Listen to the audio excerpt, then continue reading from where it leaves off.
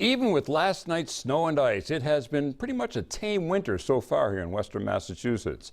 22 News reporter Mike Mascadrelli found out why Easthampton is still spending a lot on snowstorms this winter. Easthampton's DPW has gone over their snow budget again this winter. The Easthampton snow budget covers road treatments like chemicals and salt, snow equipment, and paying snow plow contractors. The money also goes toward plowing the schools and parking lots. Easthampton's DPW snow budget is $200,000. They're already $20,000 over that amount.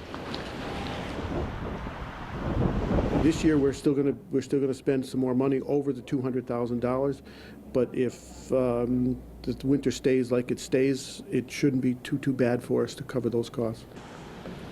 DPW Director Joseph Pipchinsky told 22 News they spent a lot buying salt and road treatment materials and on calling in contractors. Last year, the Easthampton DPW went $67,000 over the snow budget, and the year before that, more than $500,000 over. Live from the Hampshire County Bureau in Northampton, Mike Mascadrelli, 22 News.